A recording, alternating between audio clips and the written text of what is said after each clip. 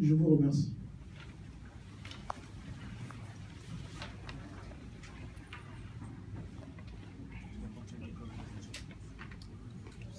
Mesdames et messieurs, distingués invités, chers compatriotes, nous vous remercions d'honorer de votre présence cette cérémonie de lancement de nos activités, des activités de réagir. C'est pour nous une marque d'encouragement et de soutien. Depuis plusieurs années déjà, de multiples acteurs politiques et de la société civile agissent pour éviter la mort de notre chère nation, le Gabon. À l'intérieur comme à l'extérieur de nos frontières, associations, partis politiques et des citoyens contestent le primat de l'économie sur la politique qui semble justifier la collaboration avec des régimes autoritaristes et peu recommandables. D'innombrables citoyens se sont exprimés. Ils ont défilé, manifesté avec des drapeaux, hymnes et slogans, traduisant ainsi le désir de se retrouver, de se mobiliser, de se rassembler, pour dire non à l'intimidation, à l'exclusion, au pillage et surtout à la perdition de notre beau pays.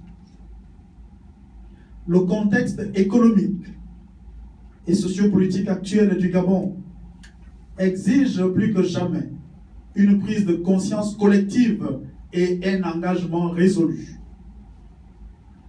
Sur le plan économique, on ne peut observer ce qui se passe actuellement au Gabon sans avoir l'impression que tout s'écroule. De fait, la plupart des indicateurs de développement tendent à montrer que la pauvreté et les inégalités n'ont pas beaucoup reculé au Gabon. Elles tendent même à augmenter du fait de l'action conjuguée du chômage et du niveau faible des revenus des agents de l'État et des pensions des retraités. Estimé à 32% dans le rapport de la Banque mondiale en 1993 intitulé « La pauvreté dans une économie de rente », le pourcentage des Gabonais vivant en dessous du seuil de pauvreté est aujourd'hui de près de 35%. Dans un pays sous-peuplé, un tel niveau de pauvreté accroît du même coup la vulnérabilité systémique et globale qui réduit la capacité des individus à gérer leurs affaires et affaiblit les fondamentaux de notre société, tels que l'entraide et la solidarité. En effet, tandis que l'IDH se situait en 2013 à 0,674, l'IDH ajusté aux inégalités se situait à 0,512. Plus forte dans le monde rural, elle accentue la dévitalisation des villages déjà provoquée par le syndrome hollandais et par ricochet accroît la bidonvillisation des grandes villes à l'instar de Libreville et Port-Gentil, respectivement capitale administrative et économique du Gabon. Cette situation paradoxale du Gabon, taux de croissance élevé et accroissement de la pauvreté que l'on peut certes observer dans d'autres pays africains, constitue sans doute le principal défi de notre pays, dont s'éloignent de jour en jour les dirigeants actuels du Gabon. Elle prend ainsi un caractère dramatique dans la mesure où elle est associée à un problème de citoyenneté. L'économie gabonaise est faite par et pour les acteurs étrangers. Des enquêtes menées dans l'étude prospective Gabon 2025 montrent d'ailleurs que la diplomatie, au sens des relations avec les autres et les questions démographiques, figuraient déjà parmi les préoccupations majeures des Gabonais, à côté de la pauvreté dans toutes ses dimensions, dans un pays suffisamment riche. Sans solution pérenne, cette situation qui dure déjà des décennies, mais qui s'est aggravée ces derniers temps, peut faire le lit à des comportements terroristes, comme nous le rappellent les faits stylisés dans d'autres pays africains aujourd'hui. Elle porte donc les germes d'une déstabilisation de l'État qu'aucune Gabonaise, qu'aucun Gabonais et qu'aucun partenaire et ami du Gabon ne saurait accepter. On ne cesse de parler de l'après-pétrole au Gabon depuis des années. Depuis le contre-choc pétrolier des années 86, la nécessité de diminution de la dépendance de l'économie gabonaise à cette seule ressource épuisable est devenue impérieuse. Quelques années plus tard, il ressort de l'analyse de plusieurs organismes et des indicateurs macroéconomiques que la situation du Gabon est alarmante et la structure de l'économie n'a pas véritablement changé, contrairement à ce que disent les autorités qui affirment que la croissance est aujourd'hui tirée en grande partie par le secteur non pétrolier. Une analyse de l'évolution des origines de la production sur une longue période dément une telle affirmation. Les fluctuations de la contribution du secteur non pétrolier masquent des évolutions différentes par tranche. Ainsi, par exemple, le secteur tertiaire, composé des branches de transport et de télécommunications, des services et des commerces, bien qu'ayant enregistré une augmentation de sa valeur ajoutée, n'a pas amélioré sa contribution au PIB au cours de la même période, c'est-à-dire ces 5 dernières années. Elle est en effet passée de 10,63 par exemple en 2000, de 1063,5 milliards dans les années 2000, soit environ 29,46% du PIB, pour représenter aujourd'hui, c'est-à-dire les données de 2011, rien que 28,23% du PIB, ce qui est un recul net, contrairement à ce qui nous est chanté par les dirigeants actuels du pays. La mesure d'interdiction de l'export des grumes n'a pas non plus atteint les effets escomptés. En effet, l'exploitation forestière n'a pas amélioré significativement sa contribution au PIB. Il en est de même de l'industrie forestière. Le PIB de l'exploitation forestière, par exemple, est en effet passé aux années 2000 de 2,38% à 1,42 en 2006, 0,98 en 2009 et en 2011, il est tombé à 0,30% du PIB. La contribution du secteur agricole est restée très marginale. Elle est passée de 3,8 dans les années 2000 pour se retrouver aujourd'hui seulement à 1,17% en 2011 selon les données récentes. Cette régression doit être une source d'inquiétude dans la mesure où il s'agit là d'un secteur vital pour la survie des populations. Et pour répondre à cette préoccupation, le pouvoir actuel a mis en place un vaste projet bidon d'escroquerie de plantation de mégacultures, devant occuper la majeure partie des meilleurs sites cultivables du Gabon, censé être un atout significatif pour régler l'épineux problème d'autosuffisance alimentaire. Au total, au cours de ces dernières années, il n'y a pas eu d'évolution de la structure de l'économie gabonaise, comme l'estime le gouvernement actuel. Le niveau atteint par la contribution du secteur au pétrole à la production nationale n'est pas exceptionnel, d'autant plus que certaines données récentes ne semblent ni fiables ni exactes, comme le reconnaît d'ailleurs le dernier rapport du FMI. Je ne saurais terminer cette partie assez technique et chiffrée sans nous parler de la politique financière du Gabon, sa situation actuelle. En ce qui concerne les finances publiques, rien ne justifie l'optimisme des autorités actuelles qui, liant la crise économique et qui s'y profilait à l'horizon, ont opté pour un ajustement budgétaire inadéquat, une politique budgétaire expansionniste aveugle, instauration d'une prime d'incitation à la performance, salaire fonctionnel, accroissement exagéré, démesuré du budget de la présidence de la République, financement des dépenses ostentatoires, dont l'exécution myope et tardive ne permet pas un contrôle efficace. tout en engendrant un accroissement de la dette et la réduction de l'espace budgétaire. En effet, depuis juin 2014 plutôt, le prix du baril du pétrole a connu une baisse régulière et significative de mois en mois, comme vous le savez. Et cette situation a engendré et a maintenu l'aveuglement du pouvoir actuel du Gabon. Les prévisions ne sont nullement optimistes pour personne parmi nous. La situation budgétaire inquiétante est confirmée par l'évolution du principal indicateur de la situation des finances publiques, le solde primaire hors pétrole de l'administration centrale. Celui-ci a enregistré depuis 2009 un déficit primaire hors pétrole s'élevant de 14% du PIB et à 25% en 2012, alors qu'il a été fixé autour de 9,5% du PIB hors pétrole pour qu'il soit soutenable. Un tel déficit est la preuve que les dépenses de l'État, au demeurant improductives, ont été financées en grande partie par endettement auprès des marchés financiers, de la BAG ou des banques islamiques, d'autant plus que les recettes pétrolières ont baissé graduellement depuis fin 2013. Les quelques projets de bitumage des routes dont le programme stratégique Gabon émergent se targue d'avoir réalisé ont en réalité été financés avant 2009.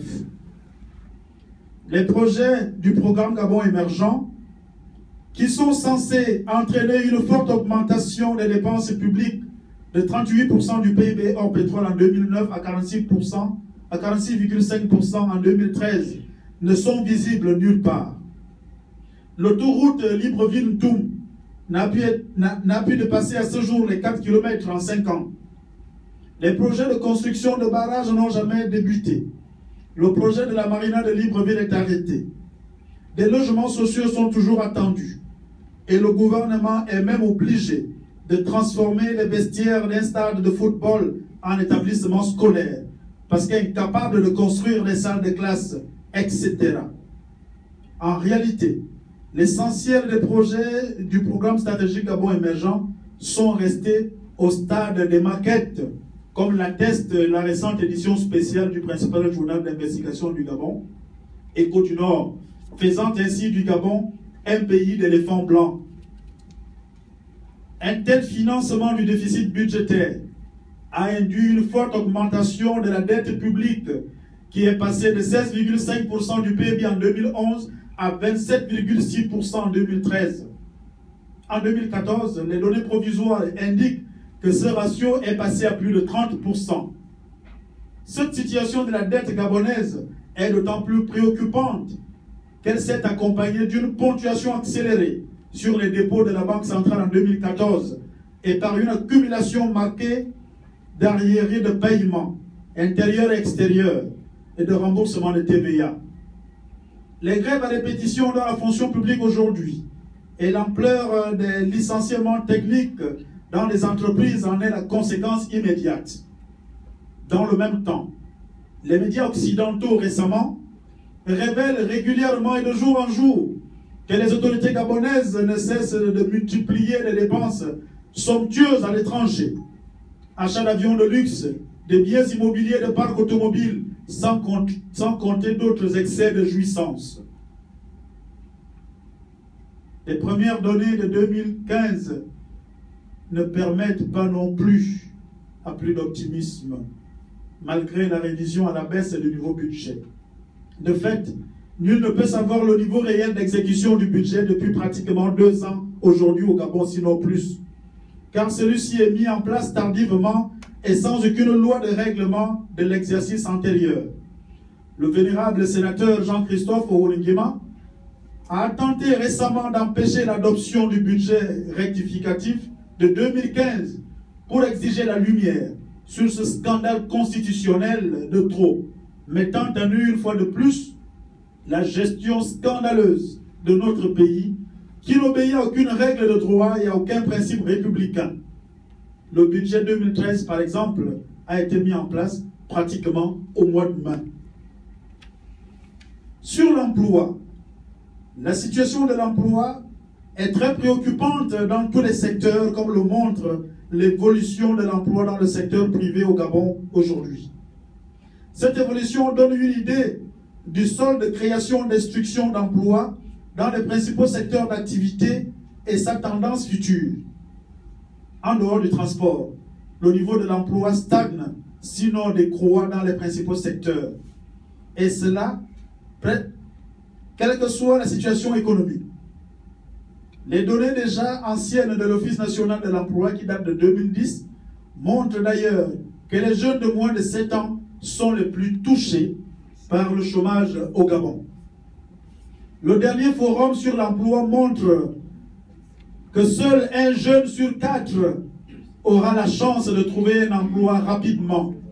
Et parmi ces chanceux, 1 sur 3 aura un emploi précaire, à l'instar des centaines de nos jeunes diplômés engagés dans les entreprises proches du pouvoir comme simples intérimaires des années durant, en violation flagrante de la législation du travail. Le marché de l'emploi est caractérisé par un certain nombre de dysfonctionnements informels, dont la priorité donnée à certaines ethnies ou même à des étrangers et surtout. Je vous cite un exemple, allez visiter un secteur comme celui de la distribution du carburant au Gabon. Vous ne trouverez pas 40% de Gabonais qui sont pompistes dans leur propre pays, alors que nos jeunes manquent d'emploi. Et cette situation hautement préoccupante ne perturbe personne. L'inadéquation entre la formation et l'emploi pose également un problème. Dans un pays où près de 60% de la population a moins de 30 ans, le chômage des jeunes est aujourd'hui une véritable bombe à retardement. Et aucun gouvernement sérieux ne saurait négliger un problème comme nous l'observons aujourd'hui. Sur le social et droits de l'homme, le tableau ainsi présenté sereinement nous permet de comprendre la situation sociale du pays, marquée par des accumulations de frustrations de tout genre, dont la dégradation de l'accès aux services sociaux de base constitue les maîtres mots. Outre l'école gabonaise qui est plus qu'à genoux, avoir l'eau, l'électricité et se soigner au Gabon devient un luxe. Aujourd'hui, la population gabonaise est obligée d'avoir recours à des établissements scolaires privés de qualité douteuse, de se nourrir dans des décharges publiques, de parcourir des kilomètres pour accéder à l'eau potable.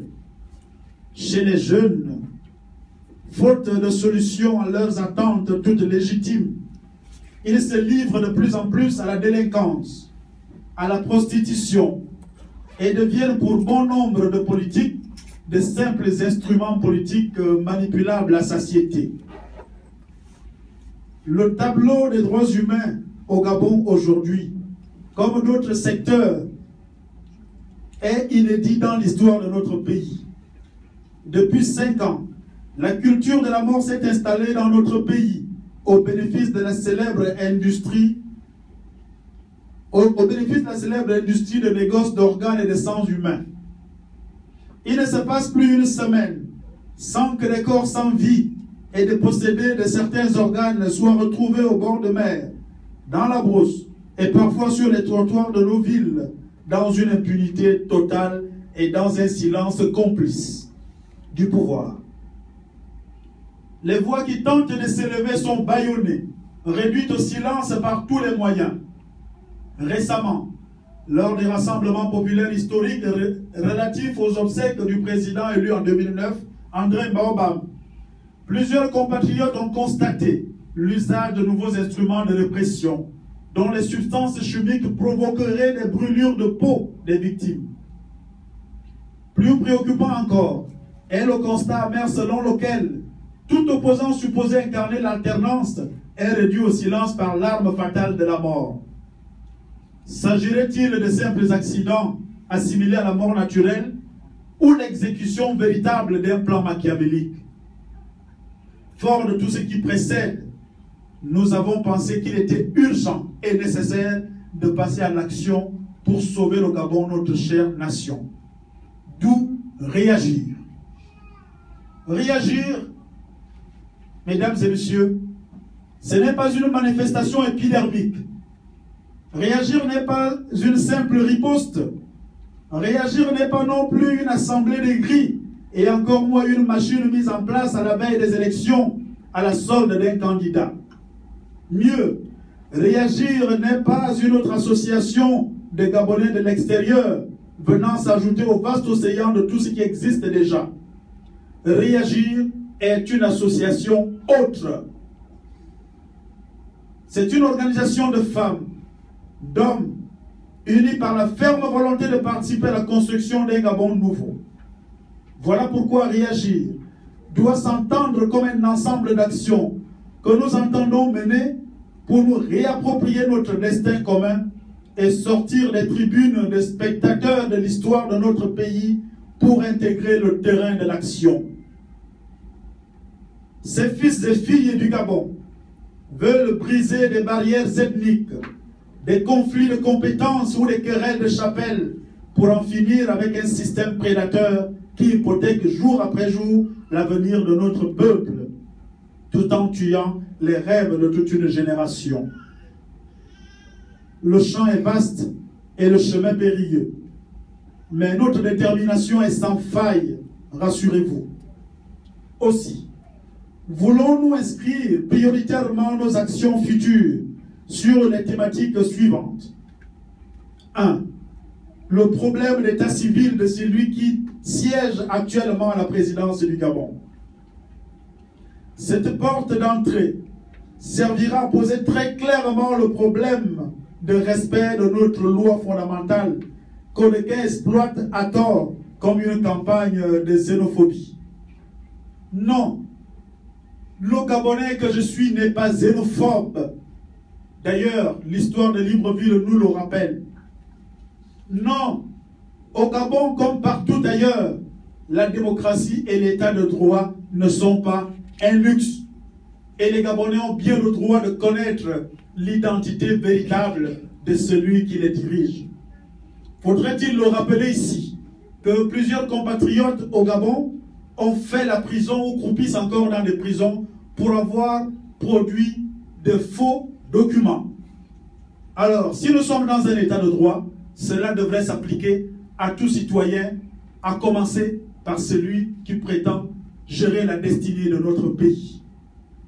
Au deuxième point, nous allons nous concentrer sur les crimes dits rituels et droits de l'homme. Parce que réagir entend mener des actions fortes afin que les Gabonaises et les Gabonais cessent d'être considérés comme du gibier et des sous-hommes et recouvrent leur dignité de citoyens.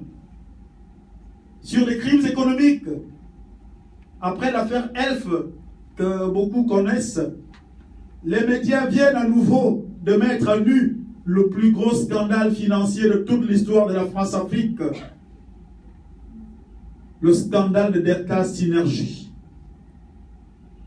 Et toutes les révélations sont loin d'être faites, parce que la fuite des capitaux du Gabon depuis 5 ans est sans commune mesure dans l'histoire de notre pays. Réagir va poser très concrètement des actes pour la saisie et la restitution de tous ces biens et de tous ces avoirs. Seuls nous ne pouvons pas mener ces actions. Voilà pourquoi, parmi nos axes, il y a la mise en place de synergies. Les axes d'action ainsi présentés ne sont pas l'apanage de réagir. Mieux, nous sommes conscients que nous ne pourrons y arriver tout seuls. Voilà pourquoi nous voulons constituer un vaste réseau d'acteurs, gabonais ou non, pour garantir le succès de ces actions. Récemment encore, je discutais avec une Gabonaise qui me disait « mais je veux bien intégrer un groupe, mais je n'ai pas de diplôme ». Et je constate qu'il faut être diplômé pour intégrer des associations des Gabonais de l'extérieur. Alors je voudrais apporter aujourd'hui, et du haut de cette tribune, la réponse à cette compatriote. Réagir, c'est la réappropriation du Gabon par les Gabonais et pour les Gabonais d'abord. Ça voudrait donc dire qu'il n'y a pas de sous-Gabonais.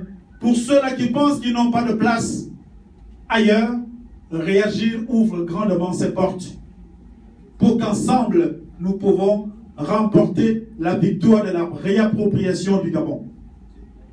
Nous ne voulons point être à réagir un cabinet spécialisé en stratégie politique, un groupe d'experts ou encore moins des donneurs de leçons. Nous voulons entrer dans l'action avec l'ensemble des forces vives, mais à travers une méthodologie que nous avons clairement définie qui reprend celle de la doctrine sociale de l'Église, à savoir voir comme identification, étude et analyse, juger pour poser le bon diagnostic et agir pour pouvoir passer à l'action. Parce que trêve de discours, nous avons suffisamment parlé et le pays ne cesse de se dégrader.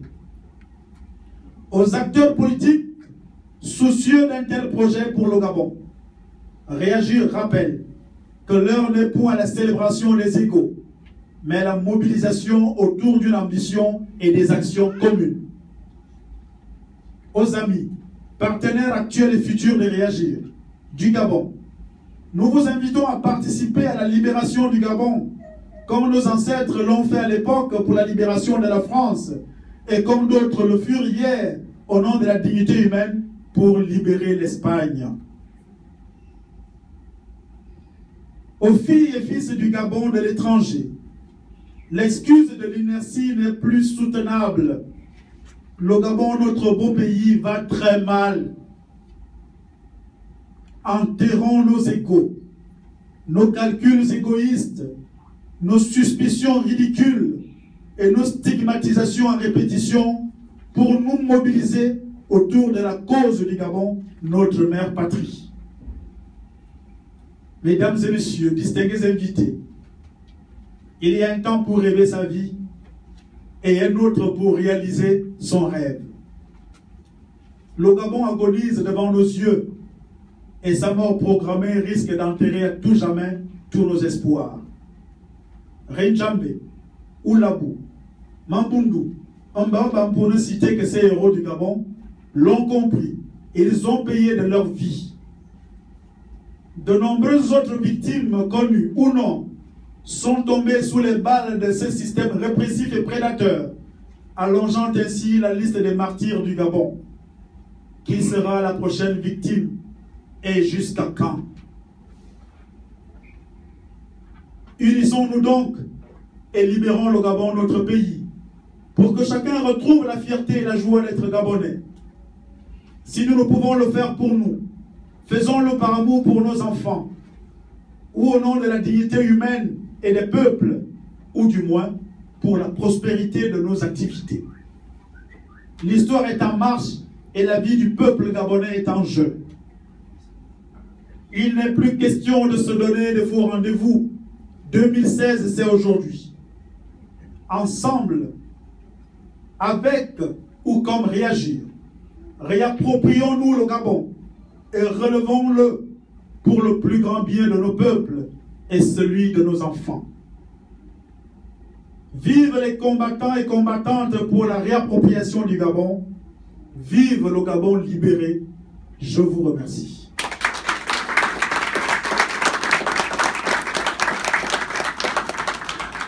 Je vous remercie, Monsieur le Président.